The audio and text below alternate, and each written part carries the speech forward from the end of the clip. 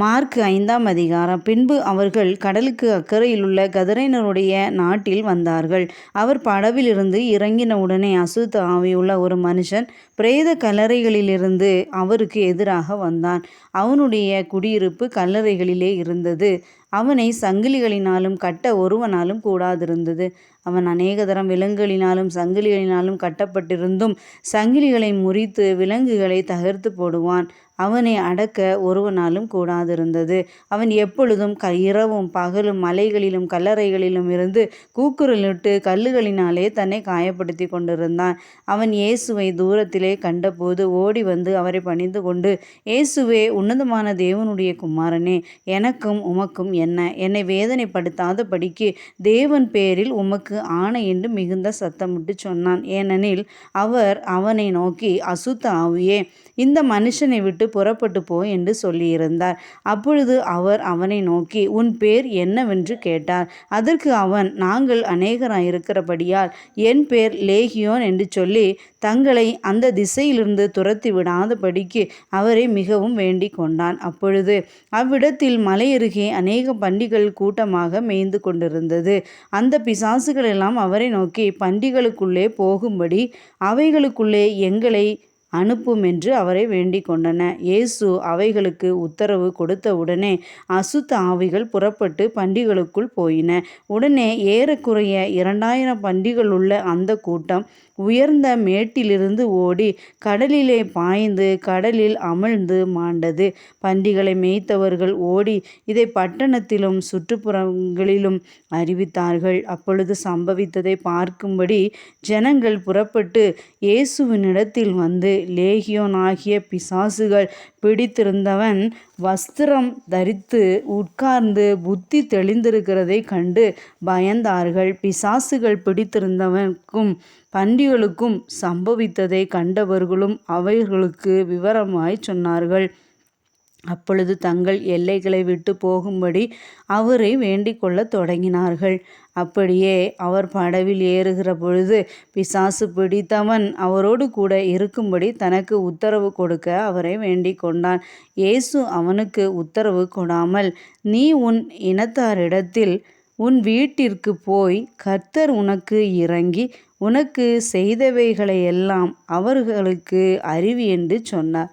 அந்தபடியே அவன் போய் இயேசு தனக்கு செய்தவைகளையெல்லாம் தெக்கப்போலி என்னும் நாட்டில் பிரசித்தம் பண்ண தொடங்கினான். எல்லாரும் ஆச்சரியப்பட்டார்கள்.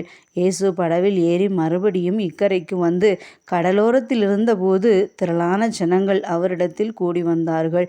அப்பொழுது ஜெப ஆலய தலைவரில் ஒருவனாகிய யவீரு என்பவன் வந்து அவரை கண்டவுடனே அவர் பாதத்திலே விழுந்து, என் குமாரத்தி மரண அவஸ்தைப்படுகிறாள்.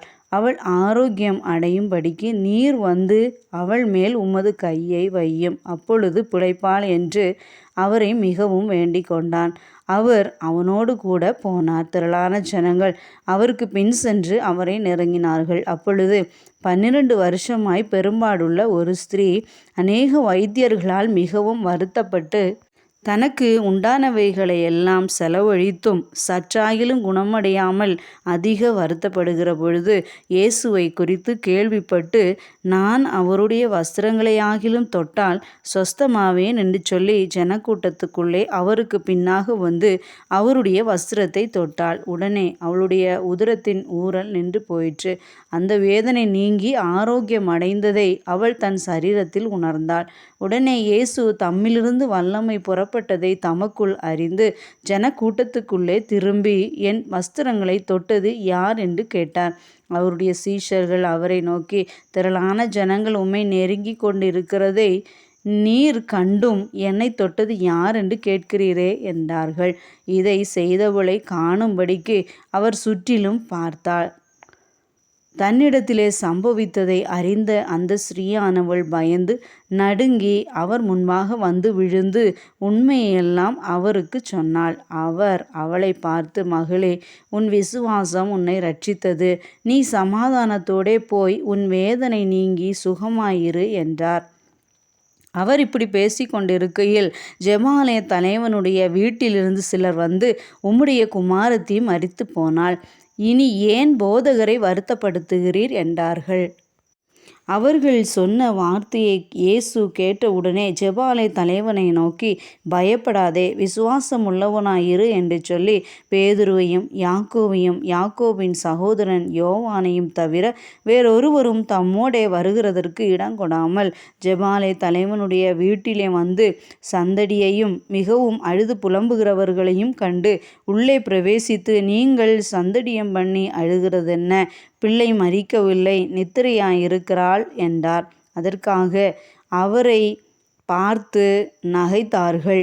எல்லாரையும் அவர் வெளியே போக பண்ணி பிள்ளையின் தகப்பனையும் தாயையும் தம்மோடே வந்தவர்களையும் அழைத்து கொண்டு பிள்ளை இருந்த இடத்தில் பிரவேசித்து பிள்ளையின் கையை பிடித்து தலித்தாகுமி என்றார். அதற்கு, சிறு பெண்ணே, எழுந்திரு என்று உனக்குச் சொல்லுகிறேன் என்று அர்த்தமாம். உடனே சிறு பெண் எழுந்து நடந்தாள். அவள் 12 வயதுள்ளவளாயிருந்தாள். அவர்கள் மிகவும் ஆச்சரியப்பட்டு பிரமித்தார்கள். அதை ஒருவருக்கும் அறிவியாதபடி அவர்களுக்கு உறுதியாக கட்டளையிட்டு அவளுக்கு ஆகாரம் கொடுக்கும்படி சொன்னார்.